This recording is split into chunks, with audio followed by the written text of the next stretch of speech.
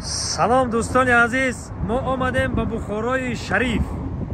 انا سفر ما در بخارای شریف نکیم. هم سفر ما ایدف استاد عزیز، دوست عزیزی ما دورانی اسدالله. خوش آمدید. خوش آمدید. خوش آمدید. خوش آمدید. همه شما از بخارای شریف، در اومدی بخارای شریف. زنده باشید. اینا دوستان عزیز، ما همینجا اومدم که اکجون ما دیدم با همراه دوست عزیز من فردوس جان. اینا ما یک جای انا که سفر ده تا پیشی قصر اسماعیل سامانی را میریم. ها ان شاء الله میریم، هم بزرگوارا را هم زیارت میکنیم، هم ما تماشا میکنیم، هم شما را نشون میدیم. اینا که ما ان شاء الله که بخارا رو میدریم یک جای سربلند خانواد باشین، یک جای میریم برادران.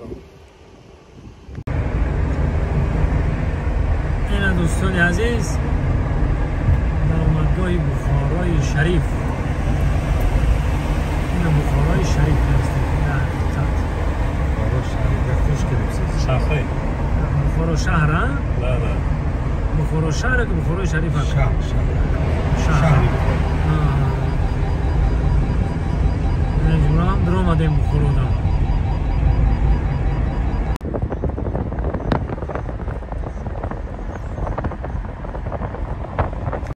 دوستان عزیز، ما در درون باغ فرهنگ فراغتی بخارا هستیم. اینا مقصد دوشنبه در 200 سال دیگه بزنم میبرویم. من همه جاشو گشتم، هم قرغان تپه خدمت خیلی کنه جایی روش نیست. خیلی خوب مقصد من یکی قرغان تپه در گشتستم در بخارا. فقط جای تاریخی چی؟ ما کوفته فقط جای تاریخیش رفته استیم، فقط جای تاریخی کوفته استیم. ما رو همین طرف روی کشتن. مقصد مقبره اسماعیل سامانی. اسماعیل سامانی دیوار بخارا بود. او هموطنی ما است، ما هموطنی اوییم. اینا چی گفتی اکا؟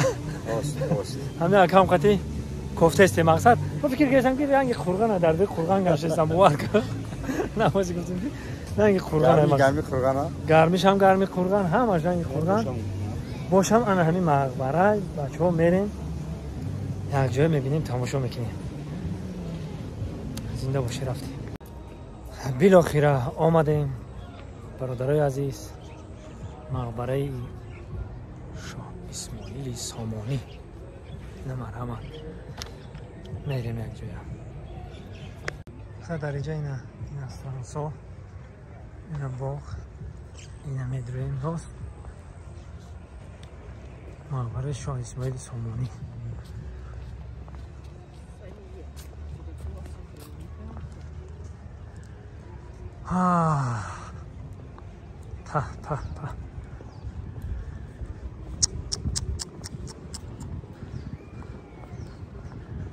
انا اسماعیل سامانی حاضر. اینا برادران، اینا دوستان عزیز یک جای میدرویم. بسم الله الرحمن الرحیم. اینا برادرای عزیز، سلام علیکم. مال پرابلم نیست.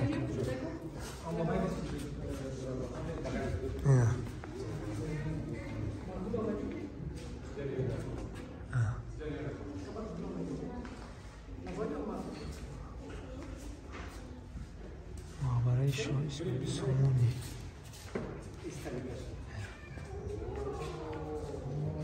نه برادر عزیز،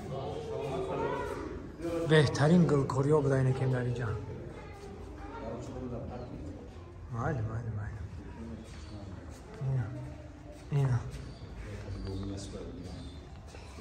بیا اینا بهترین گلکاری ها. ما چی گفتنیم دوستان عزیز؟ این گلکاری رو بینی، این گچکاری رو ببینی، این وار که حلاوت میبری. خیلی خطور میدونم که 1100 اصلی نهده 1200 سال. خدا را شکر که این خیلی جورم دیدم. اینا برادرها برای شما تماشا کنید و حلاوت برید دوستان. شاه اسماعیل سامانی. اینا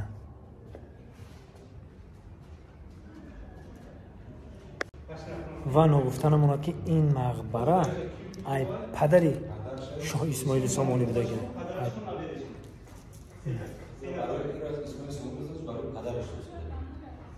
ایران اینا بی باور کنید تماشا کنید میریم با انشالله که چیزای تاریخی تماشا میکنیم علاوه میزنیم. خیلی دوستان عزیز مقبره شاه اسماعیل سامانی را مینا دیدیم. همه خیلی گفتن که شاه اسماعیل سامانی برای پدرش و برای برادراش همیرا فقط برای پدرش ساختگی بعد چقدر نبیرش بود. آها خیلی اکید اونجا خیلی گفتن برای پدرش ساختگی بوده اسماعیل سامانی. وقتی که پدرش میمره گور میکنن خودش میمره خچه گور میکنن نبیرش گور میکنن چه کسا گور میکنن و وقتی سولو میگذرن دوره که حضور میشود دوره زمانه حضور میشود برای کمی سیاحت برای پیمون کردن نمو قبرها میگیرن همشون در یک جا گور میکنن جورا کشود میکنن. زنده باشه برادرها. با ان شاء الله که سفر ما دوام دارد. بخارا زنده باشه.